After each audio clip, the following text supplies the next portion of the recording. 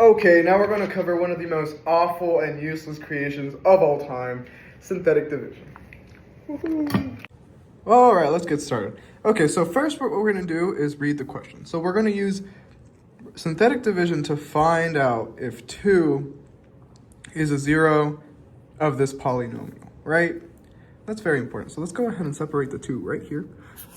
Okay, we're going to put 2 right here. And you might have seen this bracket before. Okay, and I'm about to explain to it what it is. Really, it's just us separating this to really start the synthetic division. So we're gonna put the polynomial down here. Now we're gonna look at every single one of these exponents.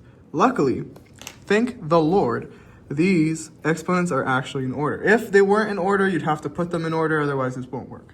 Okay, so we're gonna go ahead and do that. So 2, right, -5, 3, -3, a +2, and another another +3. So we're just gonna extend that a little bit because we don't want to miss anything, right? Okay. Secondly, we just want to make a little place for our solutions, right? A little place for all of our stuff. So that's all our solutions are going to go down here, right?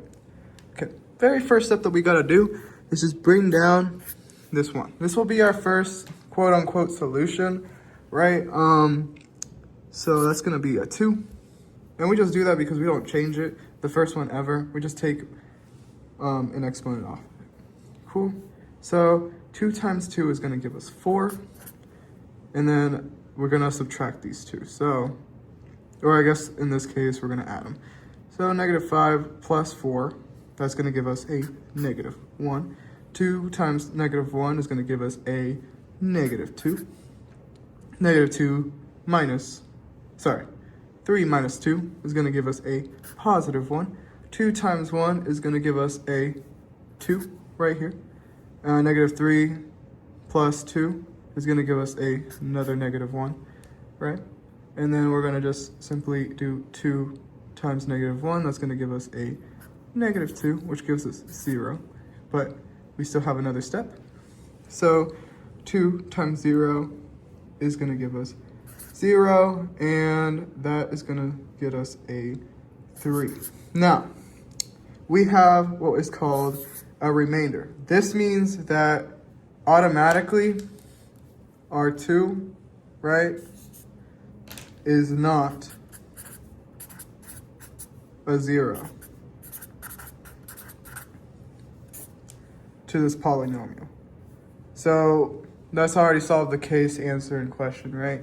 3, because there's a remainder, right, an R for remainder, this cannot be, or I guess 2 cannot be a 0 to this polynomial. However, if we were to write down what the polynomial is excluding the remainder, it would be just this. Think of it as putting one exponent down, so with the solution. So we're just going to do 2x to the 4th, right, minus x to the 3rd, which is from this, right? We're gonna add another x to the 2nd. We're gonna do a -x, and then because there's nothing, we don't put a 0 down. But this would be the polynomial excluding the 3. I guess you would add a remainder of 3. And this would be, I suppose, the solution.